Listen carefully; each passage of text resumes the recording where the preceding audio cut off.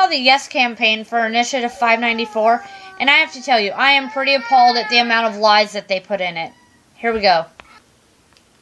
As prosecutors, our job is locking up criminals. And a criminal with access to guns is bad news. We believe in the Second Amendment, and we also support Initiative 594. It closes a loophole in the law that lets criminals evade background checks for guns bought online or at gun shows. Background checks won't stop all gun violence. But there have been fewer police officers killed in the line of duty and fewer women killed by their abusers in the states that have closed the background check loophole. We urge you to vote yes on 594. So they're talking about criminals using legal methods? Are you kidding me? This is just ridiculous. Okay, so they also wanted to talk about gun shows. Well, I know for a fact that if you go to a gun show, you're required to have a background check and a membership, which requires a background check and a CPL or CWP, however your state calls it, in order to purchase anything at the gun show. So that's just ridiculous.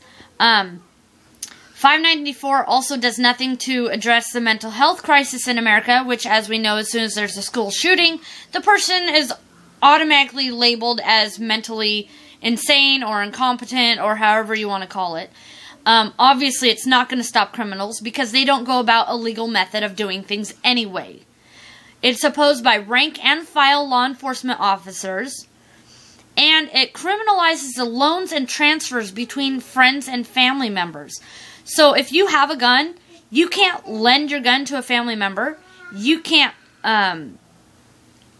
do anything with it. You can't even take your child to a gun range or even on your private property and let them touch your gun without having a background check in order to shoot it. It's ridiculous. And transfers is not just sales. That's what they put in the initiative, was transfers. And so that could be sales, that could be lending it, that could be letting somebody else use it for 5 seconds, that could be anything. That could even be inheritance of a gun. This expands the government's database of law-abiding hand owners. I'm sorry, you know what? If I'm a law-abiding citizen, you don't need to know about what kind of gun I have. It's not your business. And obviously, it's being heavily misrepresented by its proponents. This is an 18-page initiative written by former mayor of New York, Michael Bloomberg. Dude, you need to focus on your own state and not ours, because your own state has enough problems as it is. So there's currently another initiative going on that is being supported by the law enforcement, and it does protect privacy rights for gun owners. It protects property rights for gun owners, and that is Initiative 591. That was written by a King County cop. It is a 1-page initiative, and it is being supported by other officers, and basically what it's doing is it's keeping Washington state laws in check with the Constitution, meaning that it doesn't allow for stronger regulations or limitations than what have already been put on us by the Constitution. So, when you have cops that are supporting something that says, hey, no, we have our gun rights, it's outlined in the Constitution of the United States, and they're okay with that, as opposed to some former mayor of New York coming over here pushing his crap on us, you know what? We got to really open up our eyes as to what the heck is actually going on, because it sounds to me like they just want a really big database, because we know that criminals don't use a legal form of doing things. So, just to let you know, and I'll read this off here so I don't mess anything up.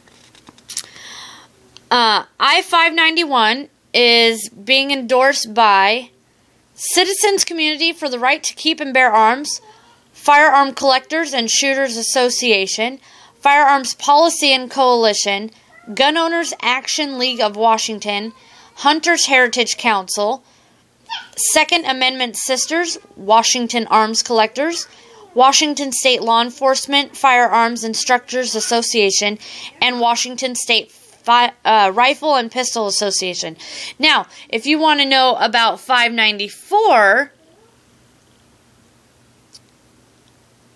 and who it is that is behind it, it is New York Mayor Michael Bloomberg and his anti-gun rights groups, which is Mayors Against Illegal Guns, Moms Demand Action, Every Town for Gun Safety, current and past Seattle mayors who supported the Seattle gun ban, Organizing for Action, which is an Obama group, Washington Alliance for Gun Responsibility, and Washington Ceasefire.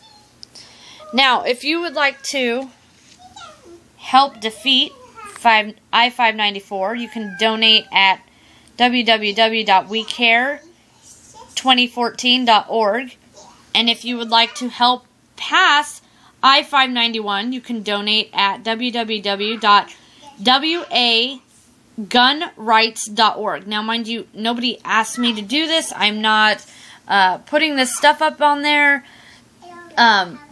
due to anybody asking me to do so. This is of my own volition because I believe that our Constitution is strong enough to carry us through whatever we have going on. And our forefathers knew what the heck they were doing when they wrote the Constitution.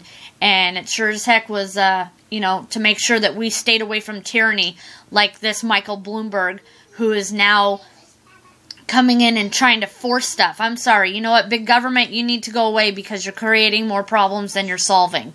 So, like I said, I have not been asked by anybody to post up this information. I am doing it of my own free will because I believe it needs to be put out there. So, please vote no on 594 and vote yes on 591 because your firearm rights will depend on it. And that is what I truly believe.